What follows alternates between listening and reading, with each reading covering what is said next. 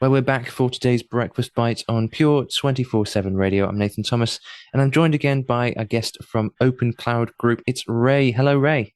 Hello. Hi, it's great to see you again. How you doing? Doing good, thank you. Awesome. It's wonderful to see you again. And I love the thought you brought us last time on the idea of the tabernacle and this incredible connection between the 60 people in Jesus' ancestry. And ancestry is an important thing. We love looking into our genealogy and our lineage and finding out where we come from. And, that is fascinating. But seeing that connection in the tabernacle, in that there were 60 people in Jesus' ancestry, from Adam to Jesus, and also 60 poles around the tabernacle, just shows God's amazing overview of the big picture, which is just Absolutely. awesome. Yeah, praise God. Yeah, and so what is our thought for today? So my thought was in Proverbs chapter 29, verse 18. It says, where there is no prophetic vision, the people cast off restraint, but blessed is he who keeps the law. And I've been thinking about this a lot because one thing that we see time and time again is lack of vision. Right, especially in business, what we're doing, we're really kind of pushing the idea of kingdom business. Because one thing we've noticed is that people are very capable and have done for a very long time of compartmentalizing God in their world. That Sunday is where they do God stuff, and that's where I'm a Christian. And then Monday to Friday, you can be whoever you want. But that's what we want to break down, and that's really what we want to see people shift in their world.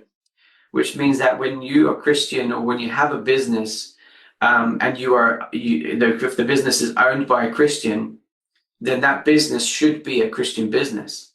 There shouldn't be a secularization of who you are. Now, you may provide a secular service, but there shouldn't be a secularization of who you are. As a child of God, you have a responsibility to be a child of God in the workplace.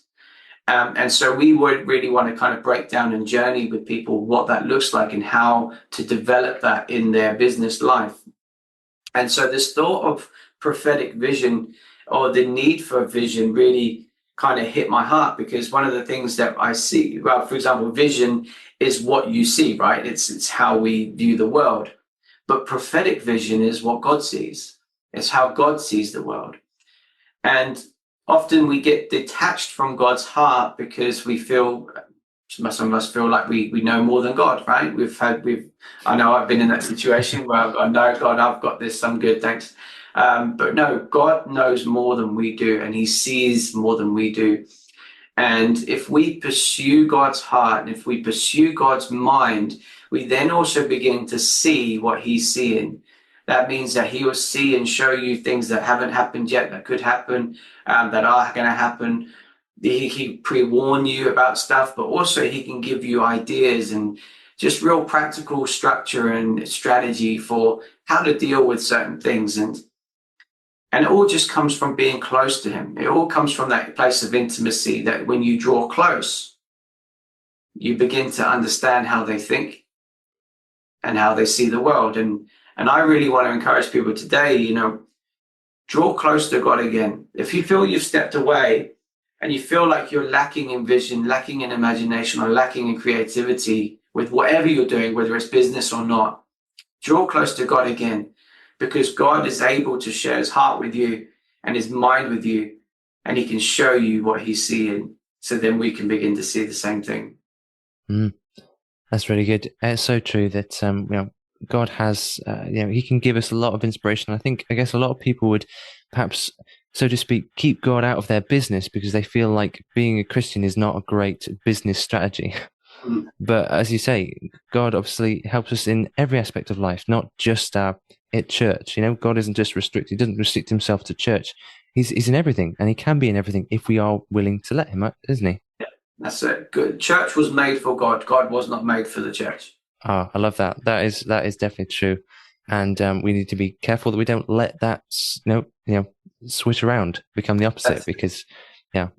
Well, brilliant. Thank you so much, Ray. It's been a pleasure as always. Hope you have a great day. Bless you. Thank you. See you soon. Did you know that at Pure 24/7 Radio we also offer advertising? Advertising really does work. Let's face it, you're listening to this.